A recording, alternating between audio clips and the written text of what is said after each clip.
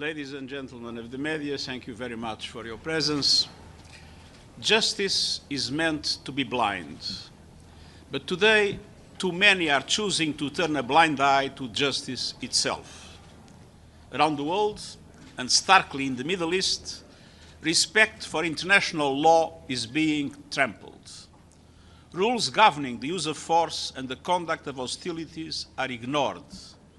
Civilians are exposed to intolerable harm, humanitarian obligations are disregarded, and even the protections afforded to the United Nations and our personnel are violated.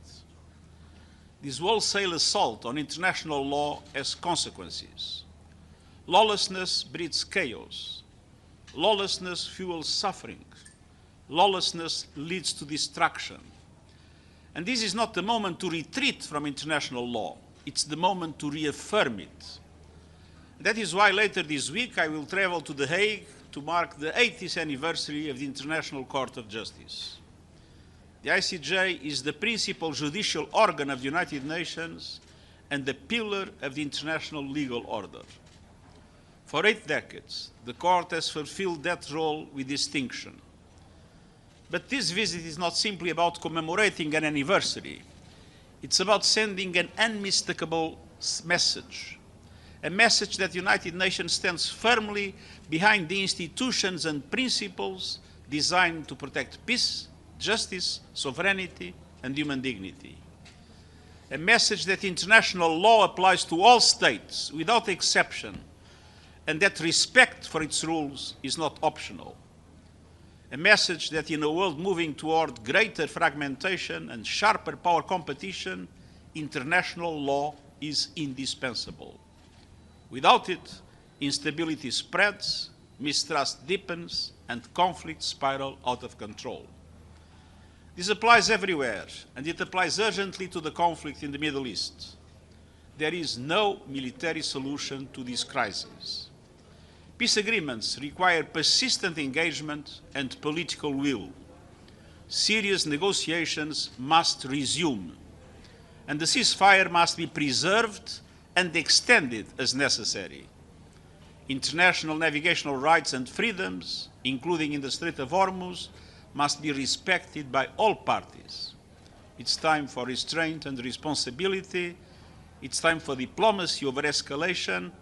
And it's time for a renewed commitment to international law. Thank you. Thank you very much, Mr. Secretary General Edith Lederer from the Associated Press. What do you know about resuming talks between the United States and Iran? President Trump has just said it could happen possibly in the next 2 days. And also, has the United Nations been able to get any humanitarian aid into Iran?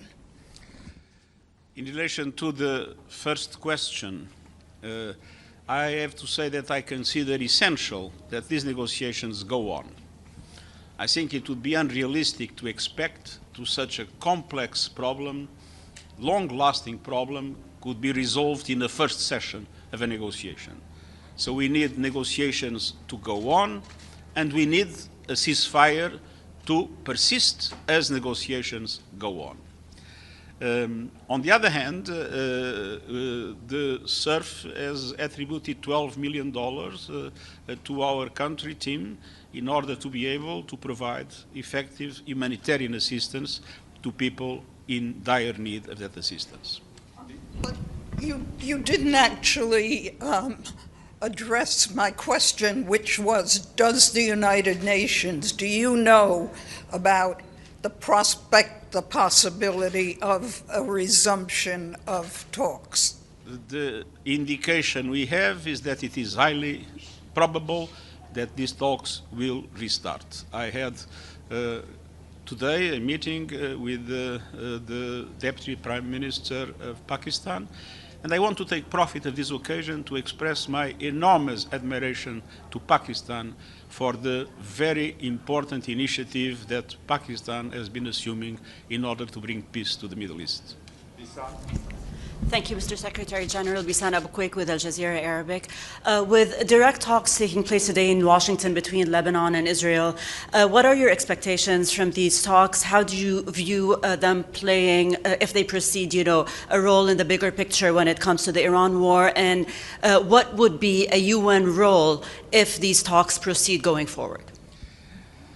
Well, I believe that nobody expects that these talks today will solve all the problems. But I think it will be very important if these talks create the conditions to a change in the way the actors have been developing their activities. Until now, the truth is that Hezbollah and Israel have always helped each other to destabilize the government of Lebanon. Whenever Israel occupies part of the territory of Lebanon, that is the pretext Hezbollah uses to say we cannot disarm, we must keep the resistance. Whenever Hezbollah sends rockets against Israel, even after having promised that they wouldn't do it, Israel immediately uses that pretext for this massive operation against Lebanon. At the same time, you have the government of Lebanon that is totally committed, on one hand, to the territorial integrity of Lebanon, but on the other hand, to have the monopoly of the use of force, which implies the disarmament of Hezbollah. So it's time for Israel and Lebanon to be working together instead of Lebanon being the victim of this kind of negative, I would say, negative conjugation of the actions of the Hezbollah and Israel. Thank you very much. Thank you. Thank you very much.